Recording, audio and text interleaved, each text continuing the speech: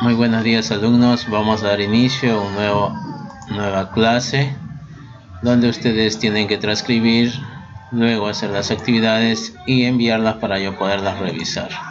Aquí les estoy mostrando dos dibujos para que ustedes piensen cuál es el tema de hoy día que vamos a nosotros a desarrollar, ¿sí?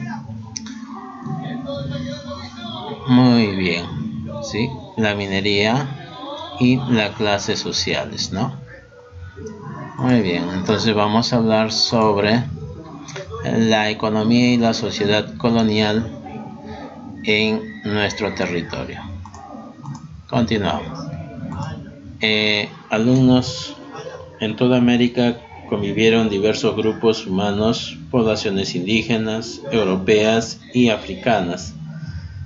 La superioridad lo tenían los españoles por ser el grupo dominante en todos los privilegios.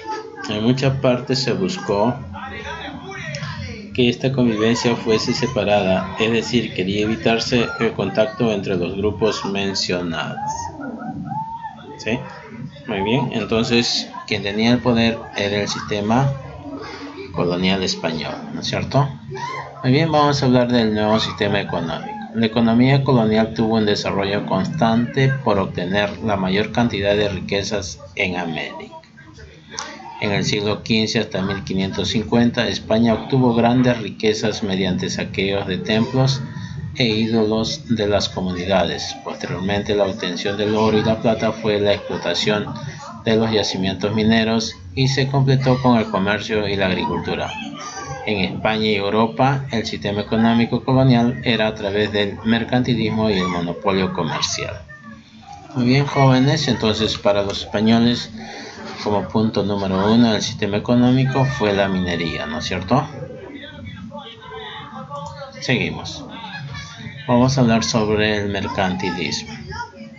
Se basó en la actualización de metales o la acumulación de metales, lo que permitió crear monedas para llenar las arcas reales de la nobleza. Durante el siglo XVI y XVII en el virreinato, orientó a la extracción de dichos materiales. El descubrimiento de yacimientos mineros como Potosí, que queda en Bolivia, y Zacatecas significó una gran prosperidad que disminuyó a mediados del siglo XVII, que la producción empezó a decaer.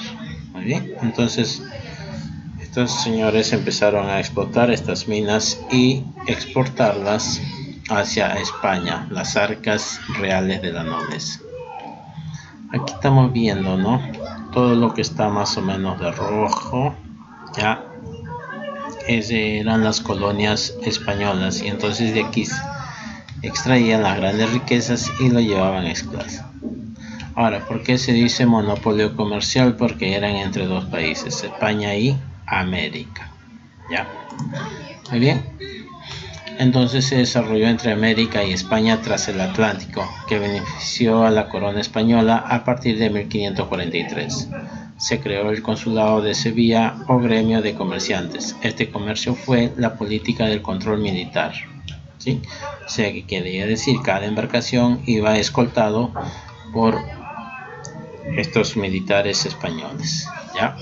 Muy bien, ya sea el monopolio que era el comercio entre dos países o continentes, Europa y América. Chicos, muy bien, vamos a continuar. Principales actividades económicas después de la minería, que fue el número 1, ¿no es cierto? Muy bien, tenemos la minería en la colonia.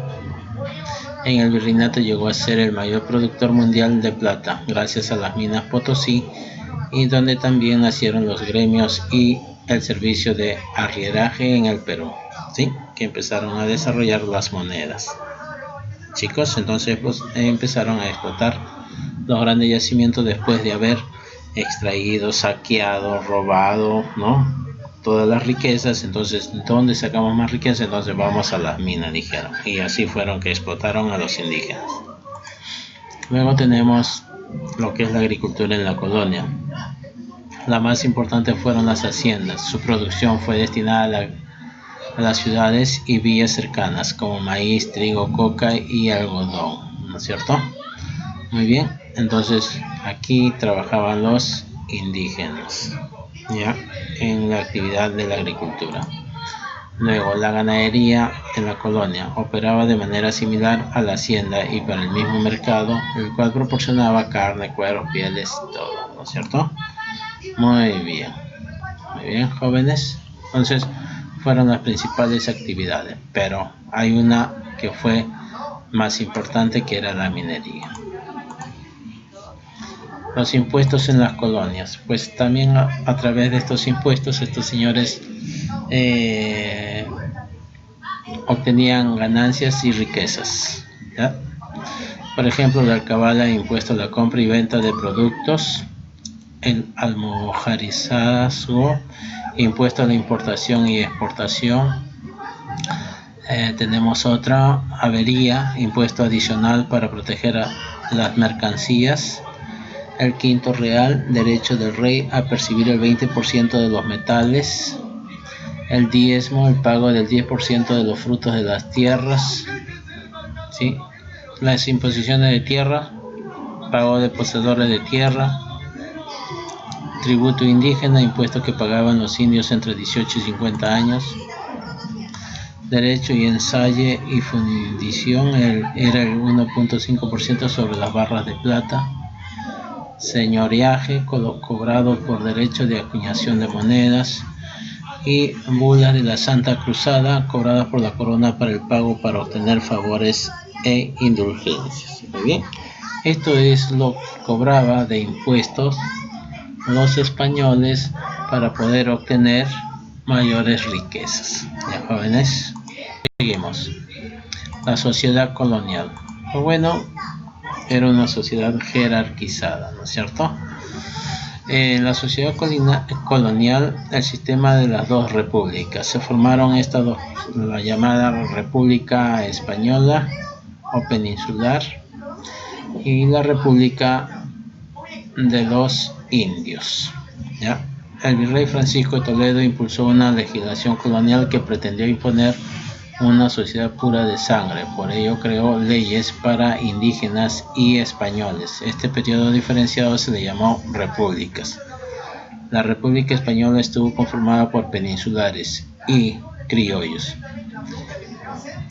y la República de los Indios por la población indígena. Según su clase tenían distintos beneficios y obligaciones. ¿Ya? Aquí estamos de los indios. Los indígenas nobles, llamados orejones, descendientes de la nobleza inca, reconocidas por el rey, y estaban exonerados del tributo y los servicios. Los curacas o caciques podían usar caballos, armas y poseer haciendas y comerciar. Vestían como españoles y eran educados en colegios especiales. Los indios acriollados o latinos vivían en las ciudades como artesanos y empleados, no realizaban la mita minera ni pagaban tributo. Los indios de común vivían en reducciones, tenían que pagar tributos, no podían montar caballos ni portar armas. Los yanaconas eran siervos de una hacienda.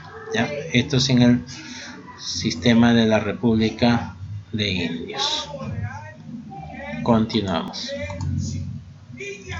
La formación de la clase social española. La clase española estaba conformada por la nobleza y el clero, y la clase media. La nobleza era la clase social dominante por excelencia y estaba formada por las siguientes capas sociales. La nobleza peninsular, grupo de españoles provistos de títulos nobiliarios que vinieron después de la conquista. Eran gente seleccionada y nombrada por el rey para gobernar el Perú. Nobleza indiana, a mediados del siglo XVIII, pues se puso en venta pública los títulos nobiliarios. Fue así que se convirtieron en nobles. El clero no consistía en una clase social, pero sí en una fuerza del virreinato. Estuvo presente desde el primer año de conquista. La clase media estaba constituida por dos grupos, la burguesía intelectual y la burguesía comercial. Intelectual, donde estaba formado por personas con estudios superiores, como por ejemplo abogados, literatos, poetas, científicos. Y burguesía comercial, aquella persona que se dedicaba al comercio, a la venta, compra y venta. El pueblo, que estaba constituido por capas populares urbanas, blancos, mestizos, mulatos y pobres, empleados en diversas ocupaciones como artesanos, mercachifles, etc. ¿Sí? Muy bien, todo esto conformaba el pueblo. Jóvenes, seguimos. La población africana.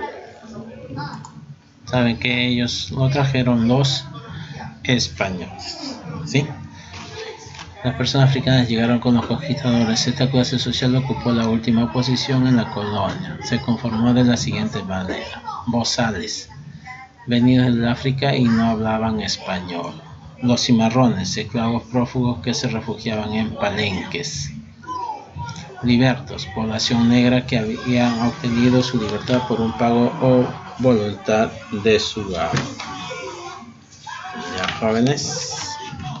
Ahora, ¿qué quiere decir palenques? Palenque, lugar de difícil acceso en el que se escondían los esclavos negros prófugos.